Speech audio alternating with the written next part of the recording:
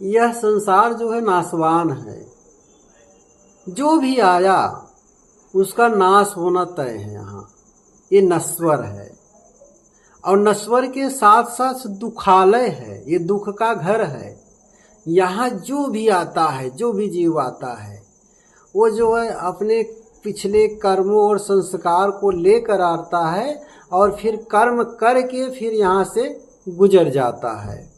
तो होता क्या है, जैसे कुम्हार जो है, कुम्हार जब बर्तन बनाता है तो जब बर्तन बनाता है, चाक पर जब मिट्टी रखता है, उसे बर्तन के रूप में ढालने के लिए जब सजोता है ना, तो कभी कभी मिट्टी फूट जाती है। और क्या होता है, कभी कभी ऐसा होता है कि बनाते बनाते कुछ आधा बना, फिर मिट्टी बन गई। तो इसके बाद कभी कभी ऐसा होता है कि वही कुम्हार मिट्टी जो है चाक पे रख के और बनाता है, कभी कभी पूर्ण बर्तन बनता है। बन के जब उसको धागा से काटने लगता है तभी वो फिर बिगड़ जाता है। और कभी कभी ऐसे होता है ना कि धागे से काटा, बर्तन बनाया और चाक से जब उतार करके उसको रखता है, जमीन पर रखते समय फूट जाता है।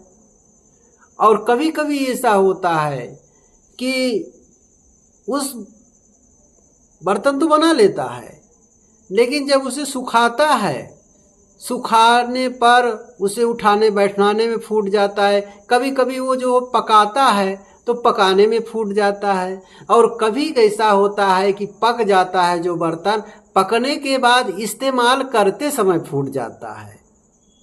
और कभी कभी इस्तेमाल किया जाता है, कुछ समय बीतने पर फूट जाता है। लेकिन हुआ क्या, उस मिट्टी का नाश हुआ, लेकिन कब हुआ, कैसे हुआ?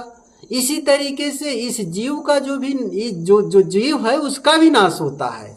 कभी कभी ये गर्भ में नष्ट हो जाता है, कभी पैदा होके नष्ट हो जाता है 2-4 दिन में, कभी महीनों चलता है नष्ट हो जाता है, कभी 1-2 साल जीता है नष्ट हो जाता है, और कभी कभी जो है युवा अवस्था जवानी में नष्ट हो जाता है, और कभी वृद्धावस्था प्राप्त करके नष्ट हो जाता है। तो ठीक उसी प्रकार जैसे कुम्हार चाक पर बर्तन बना के जो है इस्तेमाल करता है, वो कब फूटेगा, कब तक चलेगा, इसका भरोसा नहीं। उसी प्रकार से इस जीवन का कोई भरोसा नहीं, कब नष्ट हो जाएगा। तो नष्ट ये उसके कर्मों के अनुसार होता है। यथा कर्म तथा गति, जिसका जैसे कर्म होता है उसको वैसे गति प्रदान होती रहती है। तो ये संसार इसी तरीके से चल रहा है।